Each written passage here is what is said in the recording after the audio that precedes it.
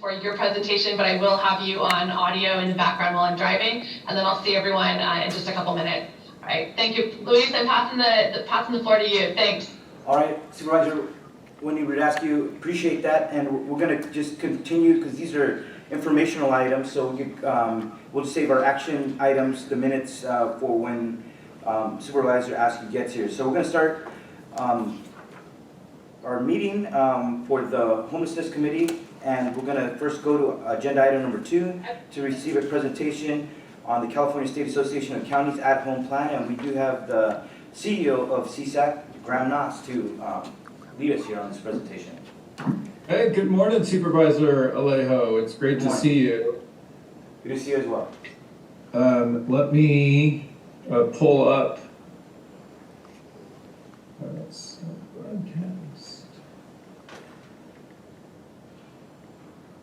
Okay. All right. Do you see the slide? We do. Thank you. We do. Okay. Beautiful. Awesome.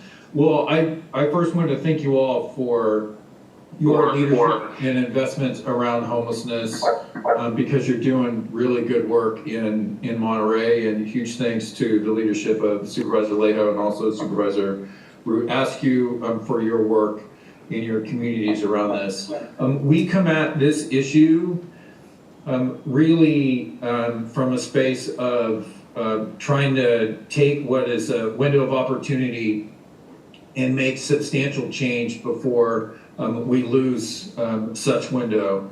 I'm a firm believer that windows of opportunity open and close all too quickly, and we need to grab them when they are there in order to make real change in communities. And that's really where this effort began about a year or so ago. And so why? The big challenge is, of course, 40% of the unsheltered homeless individuals in the country are in California, but we only make up 12% of the national population. And that is a massive problem that needs to be addressed. There have been substantial investments over the past several years, and those have been helpful, and there's been some policy change that has occurred as well.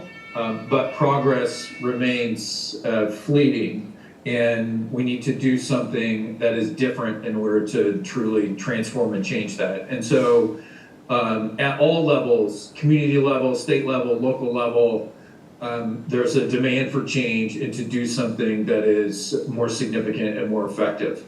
The core challenge in California is the same one that is across the country, which is there is no real system to address homelessness and to define who does what. No system. It does not exist in any state, and certainly that's true in California as well. And so if there isn't a system, then there certainly can't be any accountability linked to who has what level of authority, responsibilities, what kind of flexibility exists at the local level, and linking accountability to resources that are being invested. And that ultimately is what our at-home plan is all about. CSAC is a purpose-driven organization, and so our role for the past 128 years is to partner with county leaders to lift your community, and that certainly holds true here related to this plan. And so as we were developing at home, and I'll spend a few moments talking about what that is in just a second, we began by taking a step back and asking counties, based upon their experience, what's working, what's not working, where are there opportunities for change, and to map out what's currently in place related to homelessness in California. Through that process, we also developed a number of policy recommendations, and we did this sort of top-down and bottom-up simultaneously, and appreciate the significant engagement and leadership both by Supervisor Alejo and also by your CAO, Sonia De La Rosa, in her time in Monterey, but also in her prior time when she was in Fresno. So here's the current system in a nutshell. There are many, many inputs and discrete programs and revenue sources, and they do not connect with each other. And so what ends up happening is we end up with disorganized chaos around so much of what needs to occur around homelessness. And I'll give you one example. In your neighborhood, Santa Cruz County, they have a rapid rehousing program that requires 10 different funding sources, 10 different programs, 6 different state departments, and that is a crazy way to make change in a community. There's so much time that is invested in trying to understand the discrete rules for each of the different programs and all the reporting requirements for each of those different programs, that there's a lot less investment that is going into actually rehousing folks in the community, which is what the core focus ought to be. And so At Home is an attempt to change that. It is the most comprehensive plan that we have been a part of and that we've seen here in California and across the country.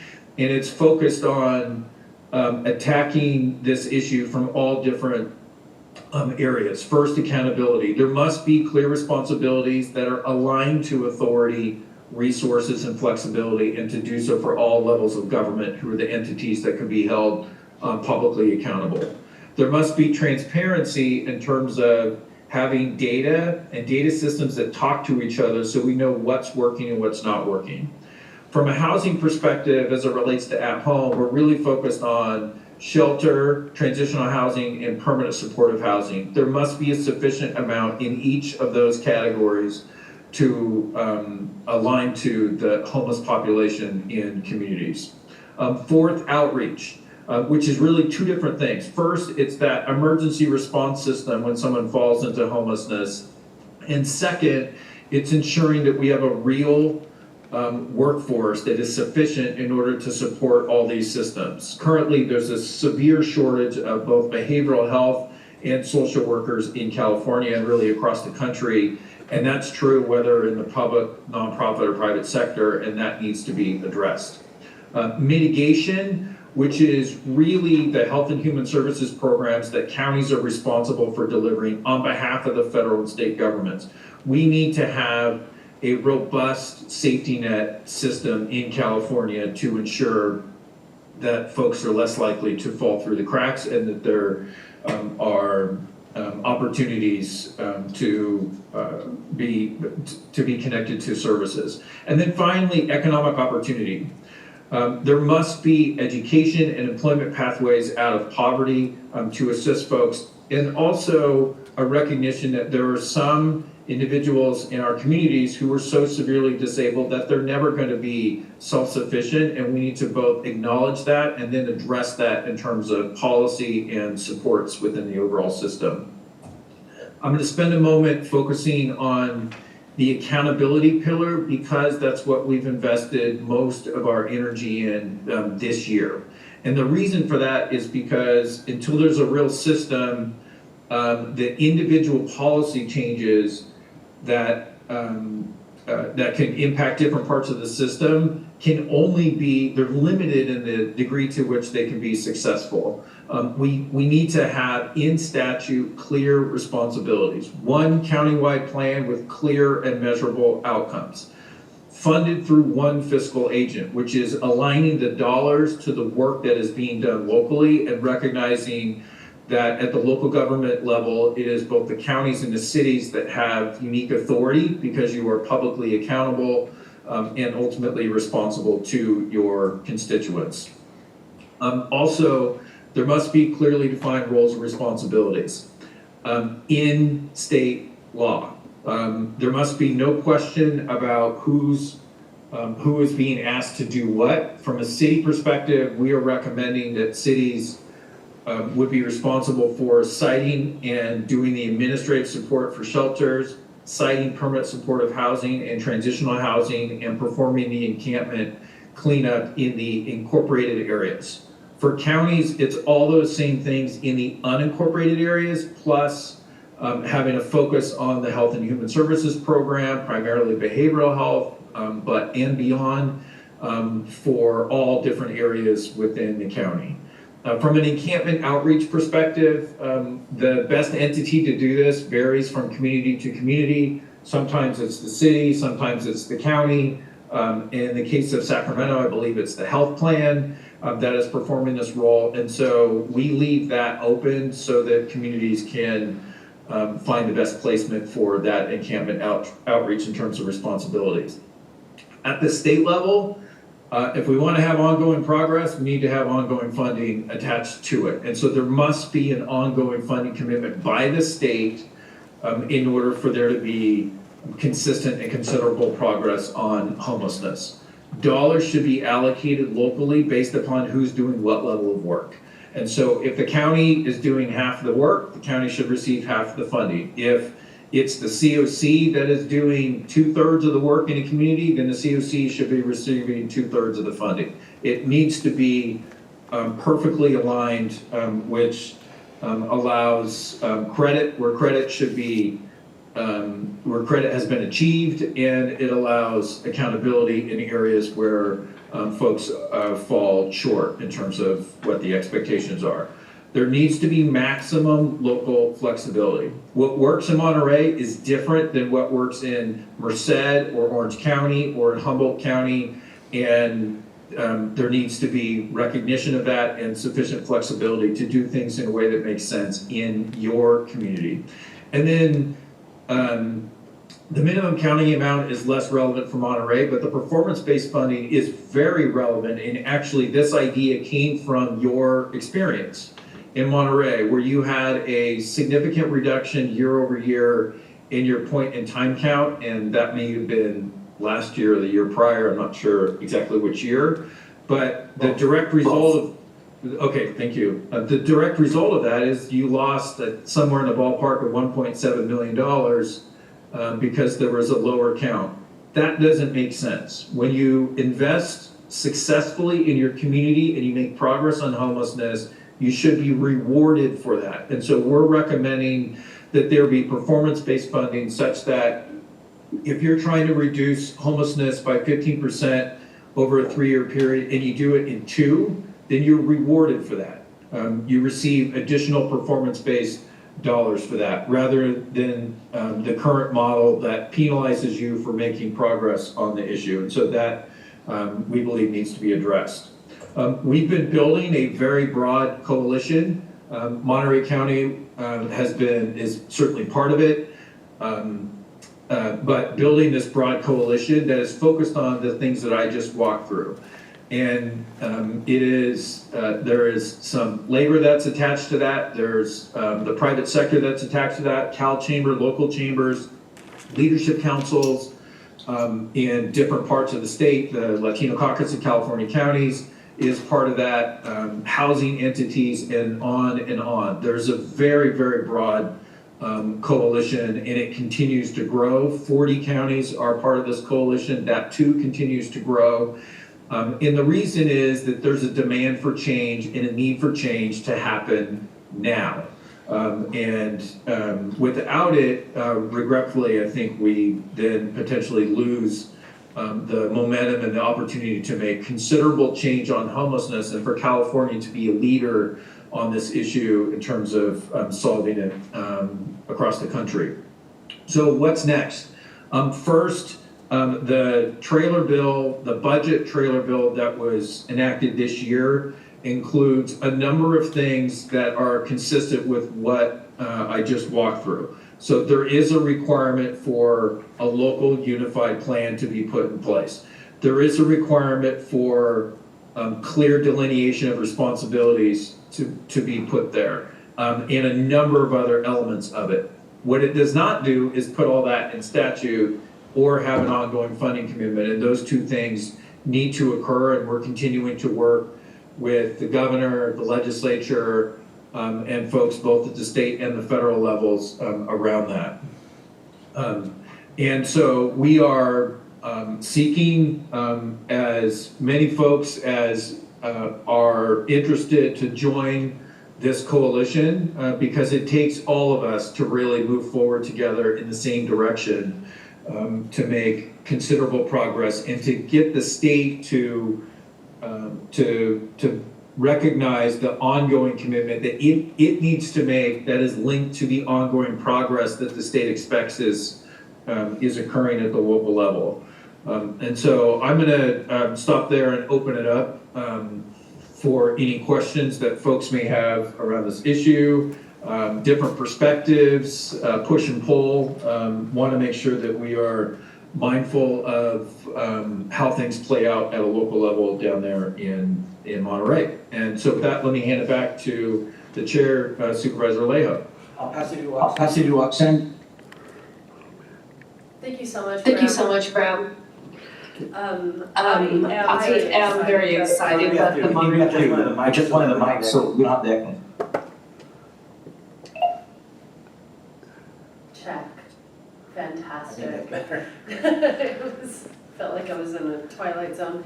I'm very excited that the Monterey County Board of Supervisors had voted unanimously to support this plan. It is one of the 2 plans that Monterey County has taken into consideration and is adopted on a local level. So thank you so much, Graham, for your presentation. I will say that the trailer bill that he was mentioning, I believe is AB 129. For Monterey County, HHAP, the Homeless Housing Assistance and Prevention Program, sits with the Department of Social Services and with the Coalition of Homeless Services Providers. And we have already started talking about what does AB 129 look like on a local level.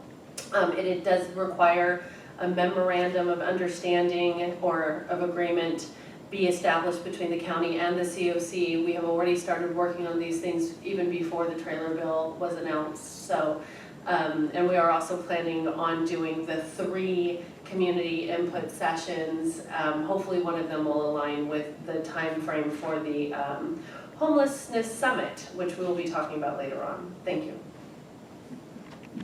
Okay, thank you. And the question I have, Graham, there's 2.5 weeks in the legislative session.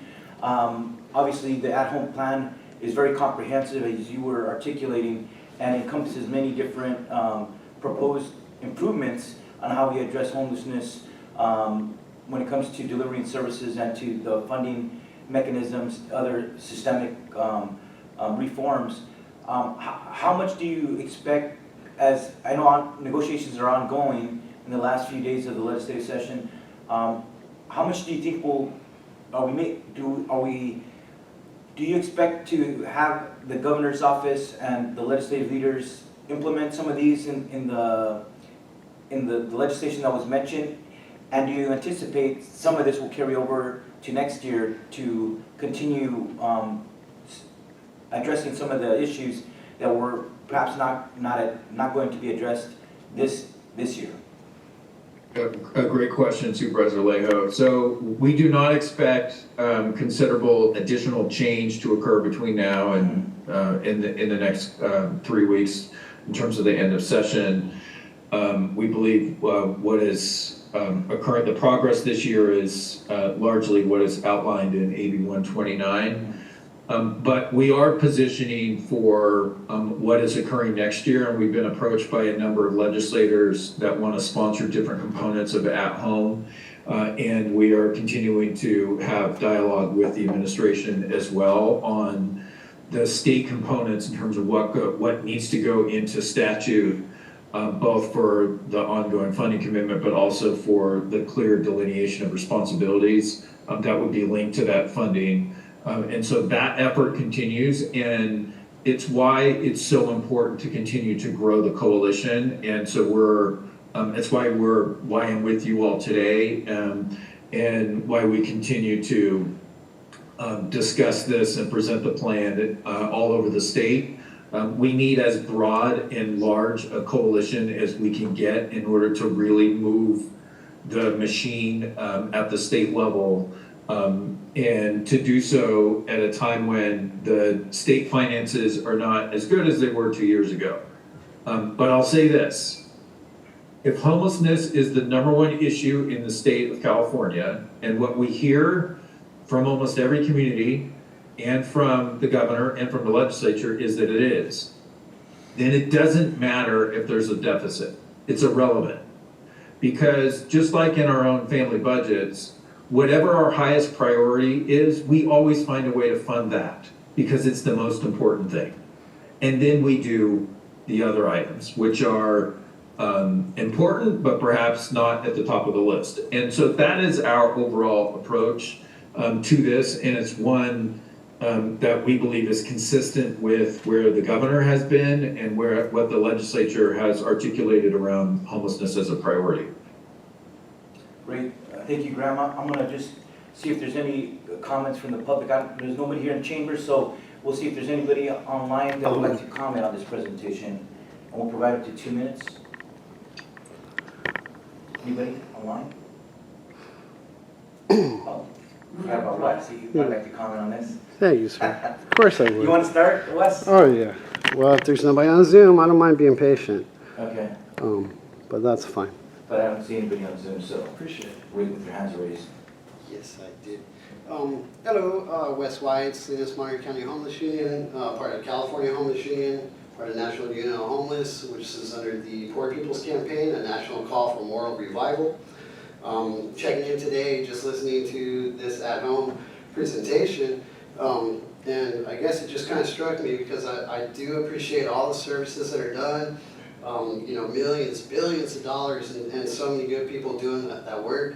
But that only really accounts for about maybe 5% of everybody who's being treated. So when I see things like mitigation, you know, those are great solutions. And then you say encampment, cleanup.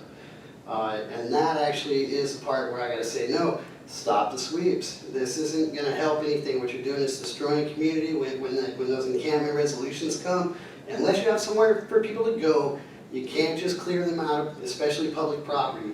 Martin versus Boise, Johnson versus Grants Pass, and so that encampment resolution is just carte blanche. We can just get rid of people if we want to. Here in Salinas, we have the assistant chief who goes out and tells the business owners that if you don't get rid of them, I'll fine you thousands of dollars a day, which pressures the business owners, say you got to get out of here. And then lo and behold, there he is in the corner.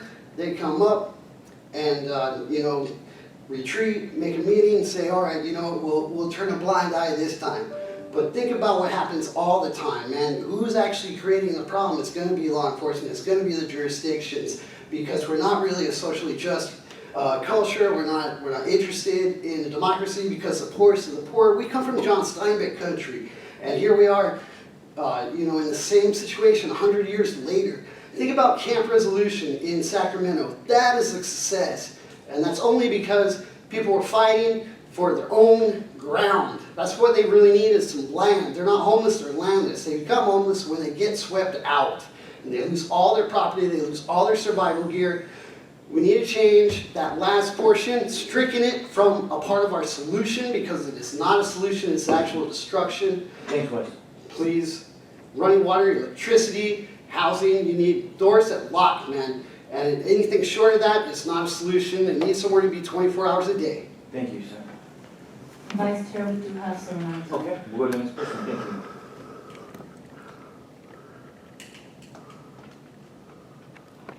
I think that's for me. Rob Powell, Assistant Director, Community Development with the City of Salinas. Just a quick question. In establishing this coalition, I'm wondering if you're communicating or interacting at all with the League of California Cities or anything like this. I think Monterey County is very unique in that the county and the local jurisdictions, particularly the City of Salinas, have a very robust partnership. And we've been very successful in leveraging funding and projects and targeting services. And for me, it seems a little bit like this needs to be kind of a coalition of both city jurisdictions and county jurisdictions, and working forward to ensure that what comes out of this is actually the most efficient and most effective process for both. Because some of the funding does go directly to cities as entitlement jurisdictions, other funding sources that go to mental health, and some of the other funding sources go straight to counties. And I think that that is something that should definitely be looked at, or maybe you're already doing that in the comments. Mr. Chair? Yes, please. If I may.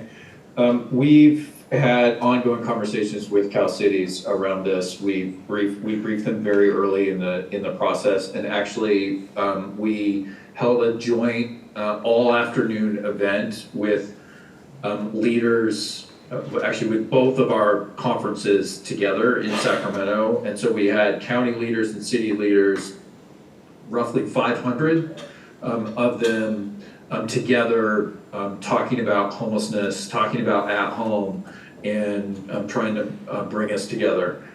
Cal Cities is not yet in support of this. They've stayed off it.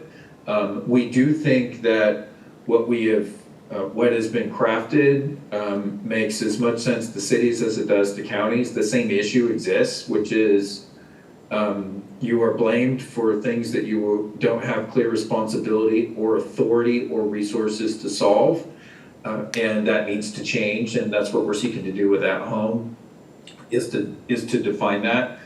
There are about a dozen cities currently that are moving through their approval process to endorse At Home. And so we're hopeful that those will land and that there'll be others that'll come in as well, because I agree with you 100% that having all of local government and local communities together would make this an even bigger coalition and more successful overall. We're also talking directly to the big city mayors, and so we've had a number of conversations with them as well about At Home and how we can stand together, and we've made considerable progress on that front as well. So really appreciate your comments. Thank you. Anyone else? Okay, our committee chair has joined us, so I'll pass it to her to make her comments, and then she could resume this meeting. Great, and thank you all for your patience. Graham, I was able to catch all of the presentation, and I think this is maybe the 4th or 5th time that I've heard it. I just want to commend CSAC for the work that they're doing as leaders and recognizing that we can continue to acknowledge and say that what is in place isn't working, or we can figure out like what do the solutions look like and what are the frameworks that we can build an effective coalition and a successful coalition to actually achieve change. And CSAC is really, I think, taking a leadership role in trying to figure out what that looks like, and then bring all the voices in, and then go, fight for it with the legislative process, through the legislative process. The CSAC and League of Cities joint meeting, I think that was the first time that those two agencies have ever had a joint meeting of their membership, specifically to talk about the at-home plan and homelessness. I'm not sure if we have any of our cities within Monterey County who've taken a position on that home plan, but I would encourage our cities to think about signing on as well. The county has already adopted a resolution of support for the at-home plan as a comprehensive plan. In a similar vein, I think that the only way we're going to get to, and we realize, I think it's part of why we were successful, why we've been, if we want to call it successful at reducing our year after year count of homeless residents, is that it is because the city and the county committed to working together at the governance level, the mayor, the board of supervisors, the city council. We have a joint homeless shelter, and we've, I think, collectively said to our amongst ourselves, to our county teams, and to the larger public that we share the responsibility, we share the commitment to meet people where they're at and to make meaningful progress in this space. And at the state level, the only way we're going to get there is by having that same kind of coalition. So, Graham, one of the questions that I have for you is, who else beyond counties and cities, who else is eligible to join the coalition? And are there Monterey County other agencies or organizations that you would like to see consider joining the coalition? Great question. So anyone of interest, we certainly encourage to join, and there are links on our CSAC website at counties.org to do so. It is, I think, like the broader the support from nonprofits, from the business community, and from cities, the stronger our overall initiative is going to be around it. There are a couple of continuums of care that have endorsed it, and we're looking for more in that space as well. And so that certainly would be very helpful also. Ultimately, nothing is perfect. And to put something on the table that goes from concept to specific responsibilities outlined for cities and counties and how the process would work, there's a level of risk attached to that. But there's also the need to do something. And I don't think anyone disagrees with that part of it. And so what we've said repeatedly is the plan that we have crafted is not static. It needs to evolve with the world around us and with what works and what doesn't work. And so if folks have alternative ideas, we want to hear those too.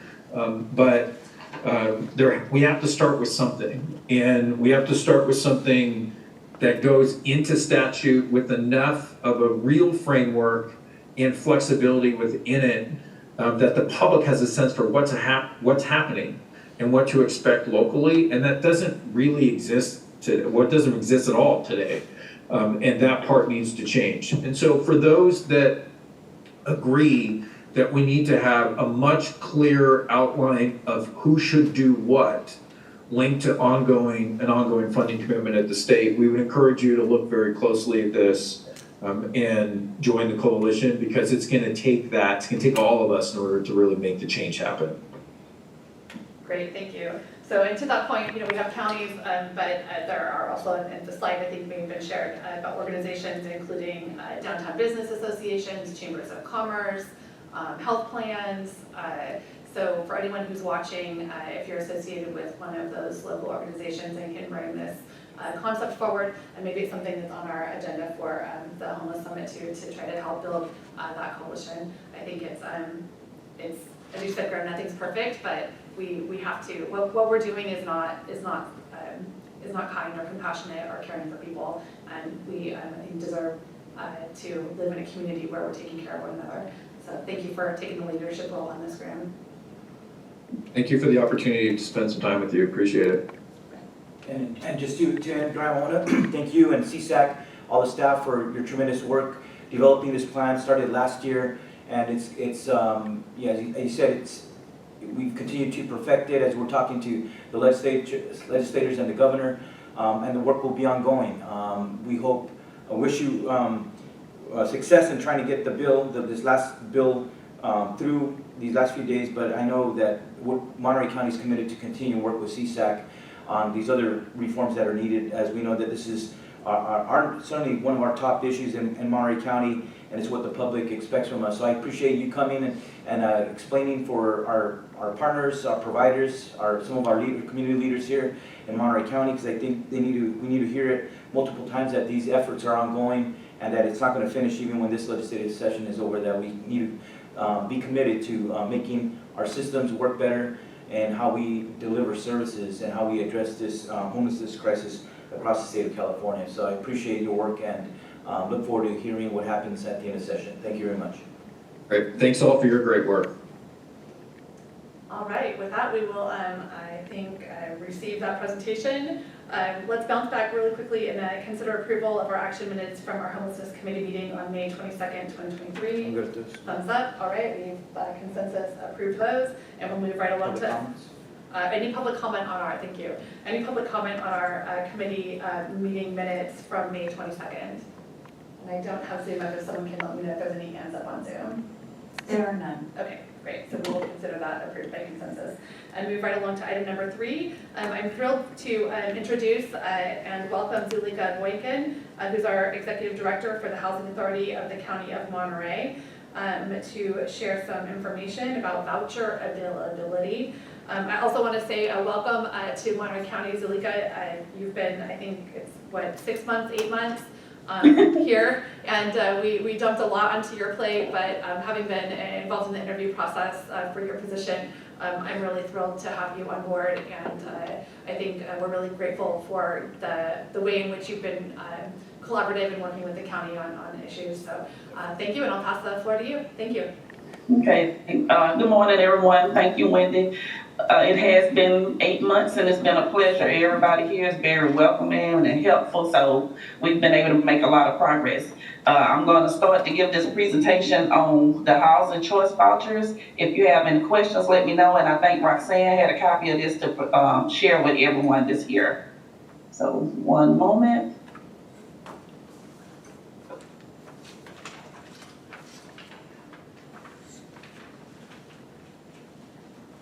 Okay. So the Housing Choice Voucher Program, Monterey Housing Authority has 4,917 vouchers to issue, and out of that, 759 are for special programs. Right now, we have a success rate overall of 67%, but we're hoping to improve that and get our utilization up as much as possible. The special purpose voucher types, I think here that they're not known enough out in the community because I hear a lot about EHV, but we have several types of vouchers to assist the community. So first off, we have a regular HCV voucher that's based on the tenant eligibility, and it follows the client from unit to unit. Then we have what's called a mainstream program, where the tenant is also issued a voucher because someone in the household is disabled. Voucher also follows the tenant from unit to unit. We have a foster youth independence voucher where we work with referring agencies. It's for people 18 to 24 years old. They can have this voucher for 36 months. And at the end of that time, if they still need assistance, that voucher turns into a regular HC voucher. And it again follows the tenant. Family unification. This is when there's a lack of adequate housing for people that need to reclaim their children or get the children in out-of-home care. There's no time limit on this voucher, and there are also agencies in the community that we work with to refer clients and get them housed. The Veterans Affairs Supportive Housing Voucher, known as VASH, helps homeless veterans or veterans at risk of homelessness. They have a lot of supportive services that come with that voucher, and we work with the Department of Veteran Affairs on that. The Emergency Housing Voucher, known as EHV, assists families and individuals, is for homelessness, at risk of homelessness, violence, stalking, or recently homeless, and a high risk of housing instability. There is not supposed to be a time limit on this, but I'm researching that because they had a PIH notice that said that maybe it's a 10-year time limit. But in any case, if it is the 10-year time limit and the person is still in need of housing, this again would just transfer to a regular HCV voucher so that that person could continue to be housed. Then we have project-based vouchers. The agency is able to give out so many vouchers based on this allocation that it receives from HUD for development, for rehab work, things of that nature to help people not be displaced and to also help to make affordable housing possible in the community. There is a cap on that. It's normally 10%, but you can go as high as 20% of the vouchers that you have allocated, and that does not include all of the special program vouchers. Right now, we have 4,158 vouchers available, and 3,047 have been utilized. Mainstream has a total of 59 vouchers, and we have utilized 29. Unfortunately, the Foster Youth Independence has 65 available, but no vouchers have been issued. We do have about 4 or 5 people out searching currently, but we're really working hard on this program so that we can utilize these 65 vouchers. Family Unification has 42 vouchers available. We have utilized 39. The Veterans Affairs Supportive Housing has 324 available, and we have used 251. And the EHV vouchers have 269 available, and 190 have been utilized. And an additional 29 have been utilized for San Benito County, but they are not counted in our numbers, but we have utilized 29 in that area. project-based vouchers are counted in the regular voucher utilization, so they're included in that 3,047 that we mentioned at the top. In order to improve the program, we've made some policy changes, and it has been working rather well. One is with the voucher issuance. Vouchers are issued normally for 60 days, and then you can get up to 60 days in extensions, which is 2 30-day extensions. Unfortunately, we had a lot of vouchers that were outstanding because the issuance time was extended past the 120 days, and it was lacking in customer service. So just recently, we made some changes, and all vouchers, except for EHB, are issued with a 60-day time period, and then the opportunity to get extensions if needed. EHB is required to have 120 days at issuance, according to HUD rules and regulations, but we do also still offer extensions on that for people that are having difficulties getting housed. And looking at the outstanding vouchers that we had here at the agency, it was decided that 30% of the vouchers that were issued failed after the 120 days. So this was one of the reasons for the change. If we leave them out there past 120 days, they were kind of just getting lost in the shuffle. No one was checking up on them. And some of the vouchers even went as long as 6 years that a person had the voucher but could not find a place to stay. So again, this information was vital in changing the issuance timeframes because it allows us to keep a better track of all of the participants and try to help them to not be a part of that 30% of the vouchers that are failing. Another reason that we changed the issuance time in the extensions, previously extensions were limitless. So a person could get an extension as many times as they requested it.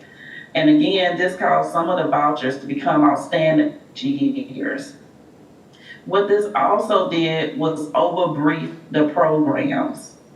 For example, BASH has 324 vouchers that were 251. So if we had 173 that were out because they had been briefed in the past, and we were still holding briefings for another 73 or 100 persons. If all of those clients came back with somewhere to stay and needed to have a rafter process, we would not have been able to house them because the BASH program would have ran out of vouchers. These programs are run by referrals, and you cannot skip on a regular HCV waiting list. So doing this and having no time frame was actually putting some of the families at risk of not being able to be housed. Tolling. Tolling is something that the voucher program does that I don't think a lot of people are aware of. And this is really why there's so much concern usually over the extensions and the issuance time frame. Once a person receives a voucher, the clock starts ticking and they have 60 days or 120 days to try to find somewhere to be housed. However, when they come back to the office and they turn in the request for tenancy approval, the clock is stopped. Because this is the time that the housing authority has to meet with the landlord, perform inspections, and see if the unit passes or not. And even if the unit fails, the clock does not start back ticking until the client decides they want to try another unit and receive a new rafter. So in actuality, the 120 days can go up as high as 240 days in a lot of cases, because once the rafter is turned in, it can take a week, 2 weeks, sometimes depending on if the unit did not pass inspection, maybe another month before the unit can be passed and the client can be housed, and that time does not count against the client, and it keeps the voucher at a standstill. Some of the updates that we did to the program, other than the extensions and the issuance time frame, we have increased the payment standards. So we are using a combination of 120% over fair market rates and the small area metropolitan fair rates as a guide to offer higher payment standards to the landlords in hopes of opening up more housing opportunities. The occupancy guidelines have been changed. Before, it had one individual, an individual could get a bedroom for themselves and their spouse or partner. And then two people, regardless of the ages or sexes, had to share the additional bedrooms. We've changed our policy, and now the head of the household can get one bedroom for themselves and their spouse or partner, and every other member of the household is entitled to get their own bedroom. This has helped immensely because it's allowed us to stop overcrowding in the units. It's allowed the clients to use higher payment standards to find housing, and it's allowed for the dependents in the family, especially teenagers and children, to feel a sense of independence and pride in having their own bedroom. We've also started doing remote briefings. By us being a county housing authority, it's not always easy for the clients to come to the RICO address to attend the briefings. So we wanted to make it easier on them and started offering remote briefings. And the briefing is what happens immediately after receiving the voucher, and that's when you go out and try to find housing utilizing the rafter. We've also started remote inspections. It's very time consuming to try to go back and forth to say somewhere like King City, and it can hold up the time that it takes for a family to be housed. So we are starting to do remote inspections where we work with the landlord and the client and do the inspections over Zoom or Teams according to the HUD rules and regulations so that the unit can pass. However, if the unit does fail the remote inspection, then one of the members of the HPH staff will go to the unit in person to perform the second inspection to make sure that all items that failed have been corrected before the family moves into the unit. We have increased our client support. We have office assistants that make weekly calls to check on the status of the searches and try to identify any barriers that the clients are facing so that we can assist them in obtaining housing. And it also helps just to keep track of them and see where they're at, what's going. This is important data that we can use moving forward as we streamline the process. We're having monthly meetings with our partner agencies to try to streamline the referral process. This has been successful. We're still working on it, but in most cases, it has been very successful. The only one that we really are having any issues with at this time, but we're working on, is the foster youth to independence, and that has picked up. Additionally, this is not on the slide, but we just had a landlord symposium. At the symposium, we had about 70 attendees via in-person and Zoom. It was held here at the RICO office. It was very successful. The landlords really appreciated it.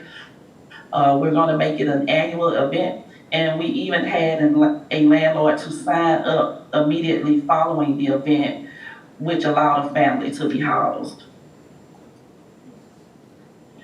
Basically, that is the foundation that we're trying to create for the Housing Choice Voucher Program. We are working very diligently to get our utilization up, and I want to thank our community partners for assisting with that. And we just hope to have a stronger program so that we can be allocated additional vouchers in the future. If anyone has any questions, please let me know. And That was fantastic, Zulieka. Thank you for breaking it down so clearly and acknowledging all of the spaces and areas where we have room to improve.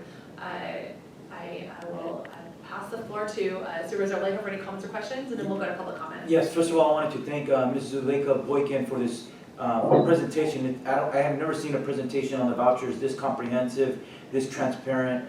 This, I think, for the first time allows the public to know how many vouchers do we have, how many are utilized, how many are not yet utilized, and then what are some of the challenges and some of the changes that you're making under your leadership to be able to put these vouchers to use. So I really appreciate that very much.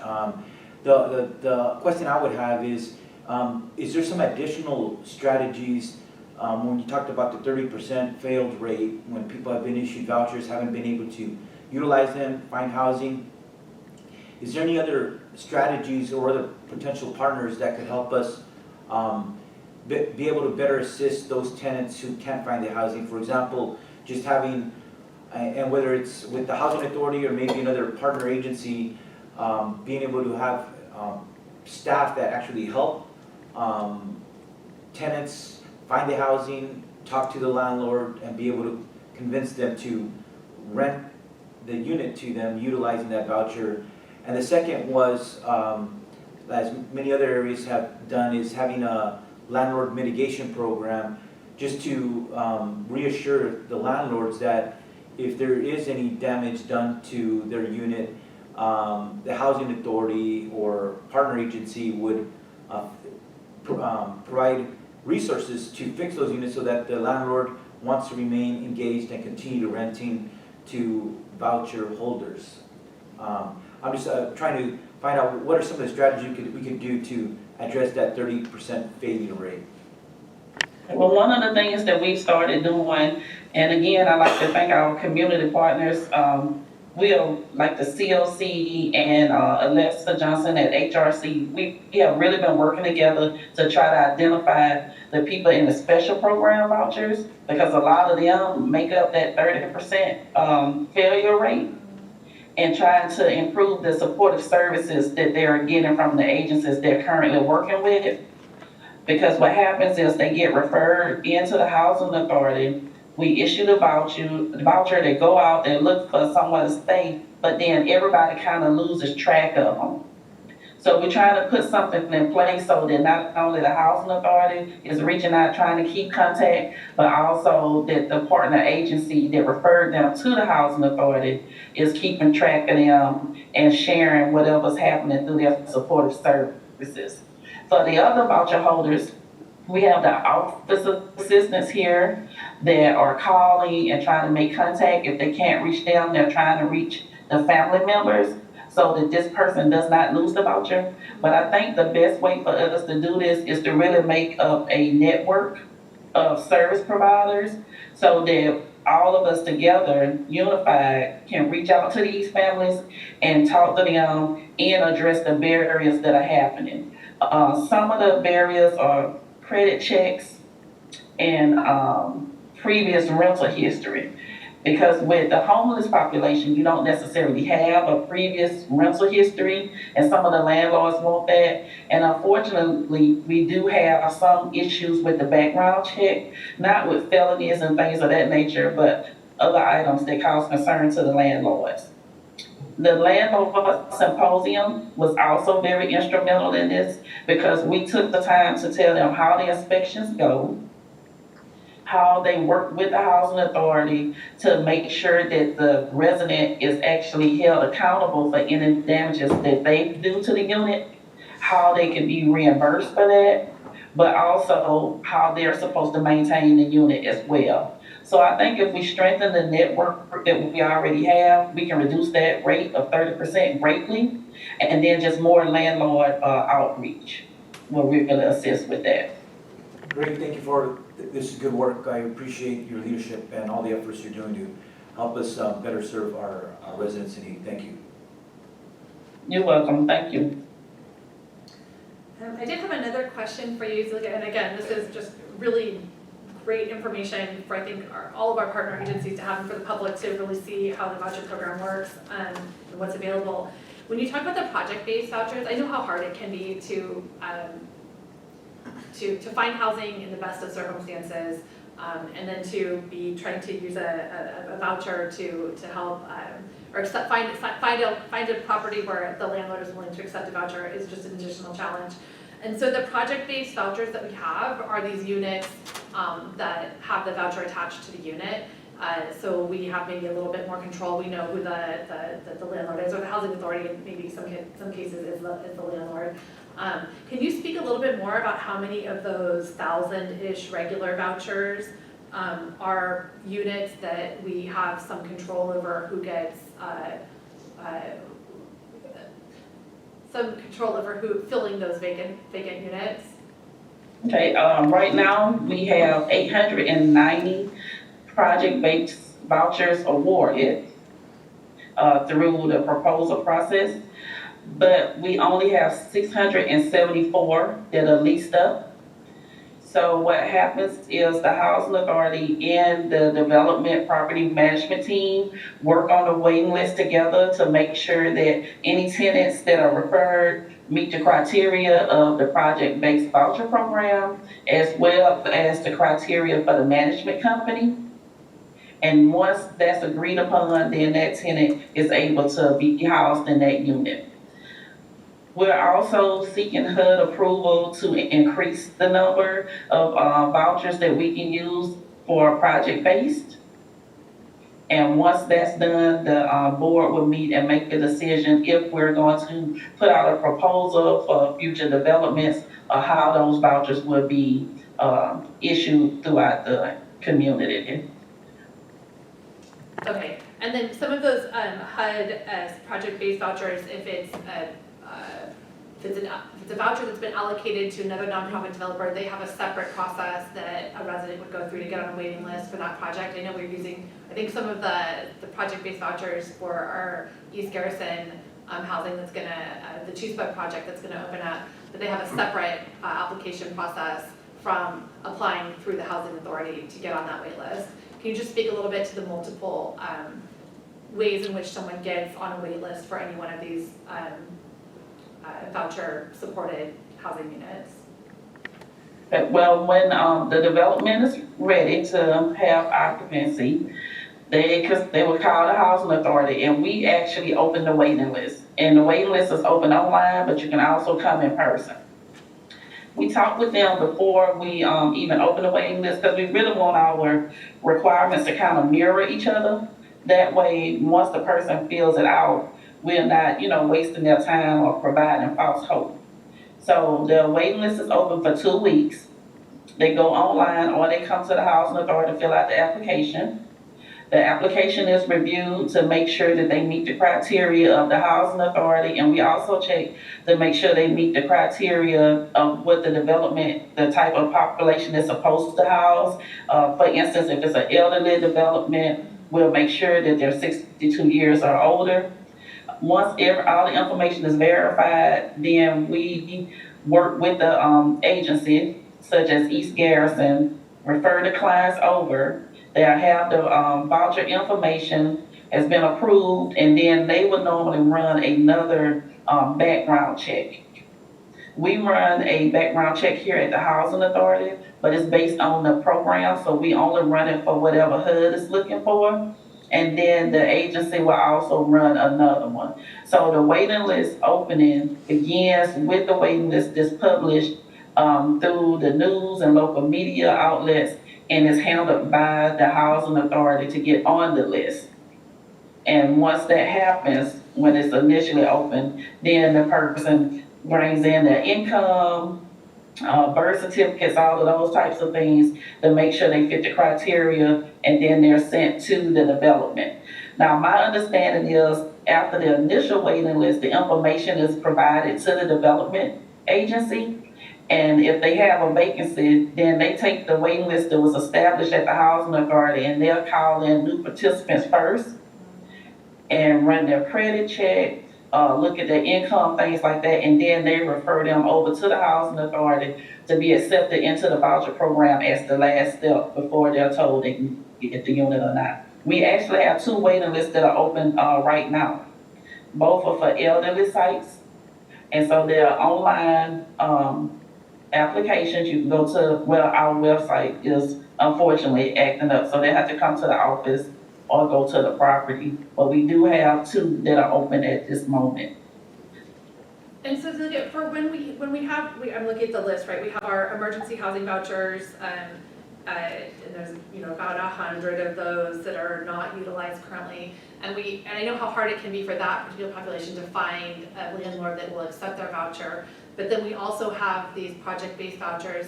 Is there some way that those individuals who are, identified through our coalition of care, our, what is it called, the CARS system, where we can figure out how to make sure that they're getting prioritized some way into the project-based units that become available?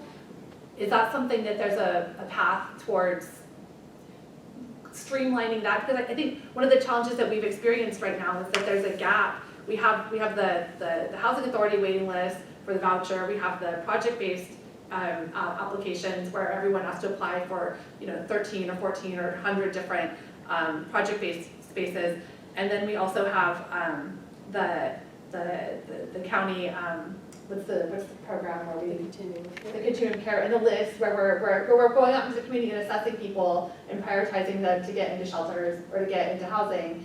But there's a gap between that list that the continuum of care maintains and the list of people on the waiting list for housing authority housing programs. Are there strategies that you can be doing that help us bridge that gap between those who are most in need of housing in the community, who are most difficult to place, and getting them into housing that we have 150 vacant project-based units available? It seems like there would be it seems like we can help fill some of these units pretty quickly, but maybe there's anyway. So maybe you should speak to that gap. Okay, well, the project-based units, the voucher is attached to the unit. So anybody that has a voucher cannot stay in that unit, or they have to relinquish that voucher. So if it's a person that they've been awarded a EHV voucher or a regular voucher, the only way they can stay in a PBB unit is to give up the voucher that they received, which was tenant-based. And a lot of the PBB vouchers are designed to meet the criteria of the development. So a lot of them are elderly developments and some families, so they would have to meet that criteria as well. But as far as the homelessness issue, we also have a preference called a homeless set-aside. And so what that is different people in the community work with the COC to have clients referred to the housing authority. And they sign up on the actual HCV waiting list, but they get this preference called homeless set-aside. In the admin policy, the housing authority has to issue so many vouchers for homeless set-aside families. I think right now, because it recently changed, that you get 5 regular vouchers and then a homeless set-aside voucher. So there's a lot of things in place to assist families that are homeless or at risk of homelessness. The PBB, right offhand, I don't think we have a development that has that homelessness restriction on it. But we do refer the clients to all of the units that we know are available when they come in to get a briefing or a voucher, and we let them know about the different areas and even call and contact the property managers to try to work with them to get the people housed. I think as far as the gap, it has reduced on our end. When I got here in December, there was a major gap between communications between the housing authority, the COC, Jill's places like that. We've been having a lot of meetings. We've streamlined the coordinated entry process. And in essence, that's what's helped to get the EHV program where it is now. Because in December, we had 58 people that were housed under EHV. And they received the program back in 2021. And now in August of 2023, we have 190 and are working very strongly to get the other remaining vouchers issued. So I think really with our networking and then with being very transparent about the type of vouchers and how they work and getting the landlords on board, it's making an impact. Again, the PVV units kind of go by development, so it just depends whatever restrictions they have at that development. But there's multiple ways to help people that are homeless or at near of being homeless. Thank you, Zulieka, again, for all of the information and trying to make sure we've got the resources available. Let's make sure that people have access to them. So is there any public comment on this one? Anyone on Zoom? There are none. Okay, great. Zulieka, thank you again for being willing to be a part of the communication solution and finding ways to streamline. So we look forward to, I think, continuing this conversation. With that, we're going to move on to our item number 4 to receive a verbal status update on the Lead Me Home Summit. And we have Roxanne with us, or we have Genevieve Lucas-Conwell with us. And I just, and again, apologize on the timing of today's meeting, but I think we've got to be out of here at noon. We got another We got another meeting at noon. Okay, so we've got 15 minutes to get through 2 more items. So we'll pass it over to Genevieve for an update on the Lead Me Home Summit. I can stick to that timeline. Thank you, Chair. Hi, everybody. My name is Genevieve Lucas-Conwell. I'm the Executive Director here at the Coalition of Homeless Services Providers. I did make a quick, short presentation. So I'll just share my screen real quick, just for us to have some visuals. So we are going to be hosting, as the continuum of care in the region, we're going to be hosting our second regional Lead Me Home Summit. It's actually the first time that's going to be regional with Monterey and San Bernardino County jurisdictions partnering together for this summit. So we're really excited to have this. The summit is the first time that it will be in person. So a quick bits of information. Our summit is going to be on October 19th from 10 a.m. to 3 p.m. It is going to be conference style at the City of Salinas Center / the Steinbeck Center. And we have some wonderful group of partners and sponsors that are going to be a part of this event, such as Monterey County, Montage Health, Community Foundation, County of San Benito, Community Human Services, Central California Alliance for Health, Anthem, Pinnacles, and Union Pacific are sponsoring the event, as well as lunch is being provided by our amazing member agency, Dorothy's Place. So we're really excited to host them as the caterer for the space.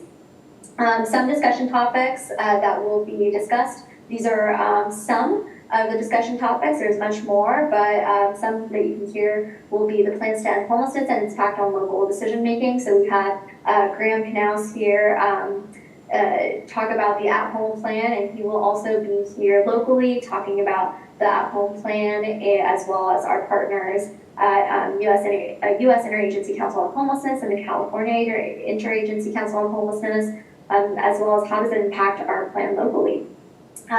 So if you're listening to that presentation and thinking, how does this relate to us locally, this is the space to talk about that.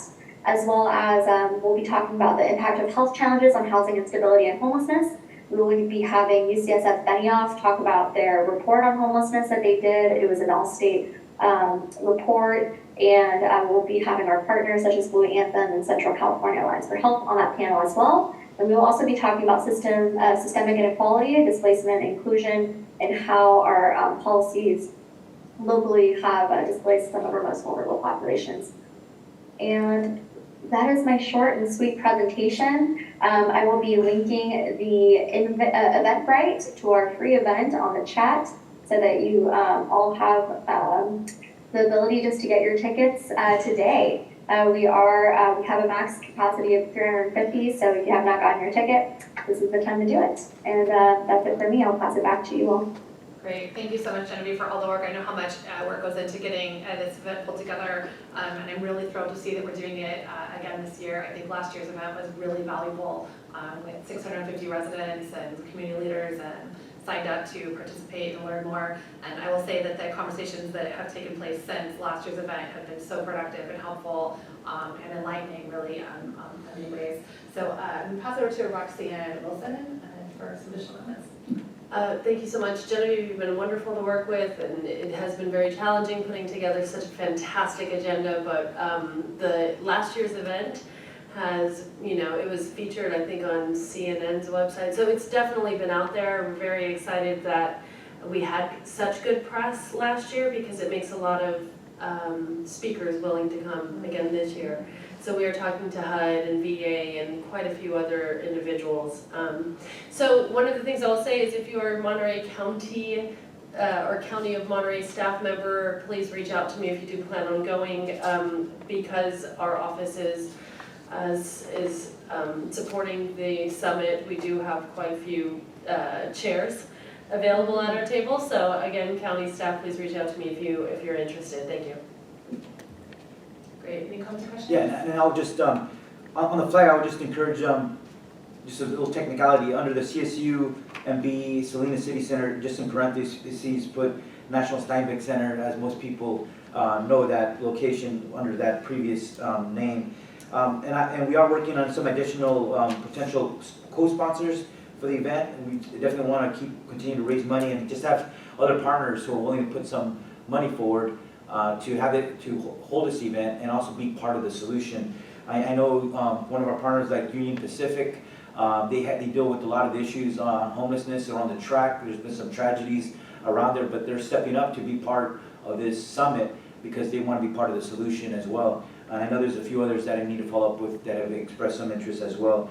The other thing I wanted to make sure is that we reach out and send the flyer soon, because I know people's calendars get booked, but to our city councils and to the Mayor's Association, just some of the other elected officials that we're trying to bring into these conversations about best practices and some of the strategies for addressing homelessness throughout the county.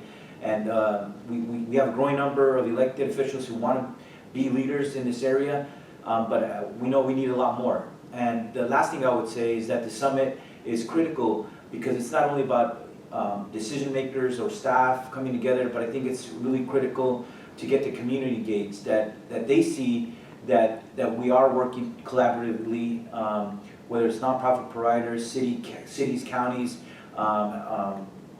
everyone trying to really work together to be more effective at reducing homelessness in our county.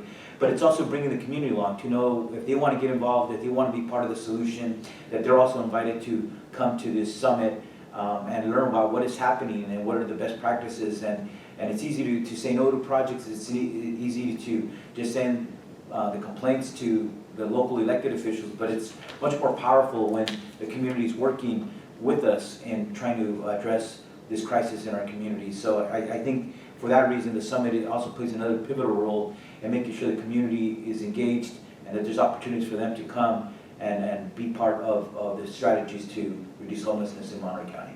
Thank you. Great. Is there any public comment on this item today? Anyone online? There are none. Okay, great. One other suggestion on the flyer is we should definitely include a web link in addition to the QR code.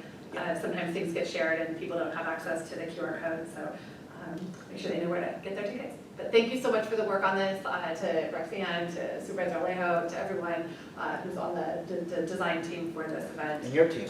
Really, really appreciate, my Your team. staff has been awesome. We've got my staff working behind the scenes as well, so just to get things up and running. So, okay, with that, we'll close this item and move on to our final report. We've got about 5 minutes left for a verbal status update on the Encampment Resolution Funding Program. And I'll pass that to Roxanne. Thank you so much. We have not yet received the executed agreement from the state. We did receive an email letting us know that they are in possession of the executed agreement, but that did not stop us from moving forward. I've been working with our council and the council of the County of Santa Cruz for us to identify the verbiage for the MOU between the two counties. We've also made substantial progress on the contract for Dignity Moves. So unfortunately, this project is several months behind for many reasons outside of the county's control, but we're doing everything we can to keep moving forward, even, or in the areas in which we can move forward. We are still hoping to have the project open probably by late winter. it is very late. But the state of California did announce it about 3 months late as well. So our entire timeline is off by about 3 months right now. That concludes my update. And I had a question for Roxanne, only in terms of, because I know when this issue came up before the city council, it was very contentious, and it was explained to the community that there'd be opportunities for them to learn more about the project, but also provide the input. And I know from now till when we get the money, those kind of things could start already. It is part of the process, it is something the community had asked for, but I know I just talked to the mayor, Eduardo Montesino, the other day at the Pajaro Levy project. And so I think we need to circle in with the city manager and the council members to know and set up those meetings that need to take place. Actually, the meeting is scheduled, is actually scheduled for this Thursday, and it will be at the church. We did send an email to all of the city council members last week, so I'll reach out to Renee and see if he wants to follow up with the council members. Okay. And if you could send me that flyer too, just to put it out there for the public as well. And perhaps send to the local papers there in Watsonville so that they can publicize it as well.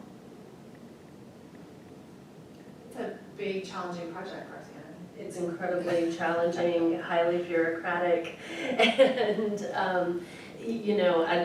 the County of Monterey has never built anything outside of the County of Monterey. So it has been very challenging with lots and lots of coordination required for us to be successful. But one of the things that I will say is the County of Santa Cruz has been so wonderful to work with. They're very, very smart, and they show up. They have been helping with even doing research on other communities and how those contracts have rolled out in those communities. They've sent their staff down to help me as well. So it's been a great partnership between the two counties. That's really reassuring to hear that, and I think in the same way that we talk about Leave Me Home plan, thinking about how cities and counties work together differently and more collaboratively. We share borders with other counties, and I think Pajaro and the river, separating two counties, I think it really does. It's an example of how the only way we're going to get to solutions, the only way we're going to get to roofs and housing for people is through coordination between the counties and the city and the residents and the business and the church and that's just the number of the vastness of how complicated this is. I just don't think it can be understated. So thank you for being willing to take it on and do hard things, because we have to. So with that, is there any public comment on this item? This is our Pajaro encampment resolution. No, anything online? There are none. All right. So Roxanne, the meeting for the Cabinet Resolution Fund for Watsonville will be what day and what location? It's at the church on First Street? That's correct. So it's at Westview Presbyterian Church this Thursday from 6 to 7:30. Yes. So Dignity Moves will be there, so will the County of Santa Cruz and the City of Watsonville. Great. Thank you. Great. I trust our District 2 supervisors being kept in the loop on all those things. Yes, Okay, he great. also received an invitation and will be attending. Okay, great. I had a chance to do a drive-through of the site with him last week or 2 weeks ago, and it was perfect. So, okay, let's, with that, we will adjourn our meeting today. Our next meeting is scheduled for September 25th, 2023 at 10:30 in the Monterey Room and via Zoom. So we will see you all back here, and hopefully that one's not as difficult to schedule as the last couple have been. So with that, Supervisor Lake would our next meeting. But thank you all for joining us today. And huge thank you to our special guests as well. Thank you. Thank you. All right. Right on time. 1 minute is there.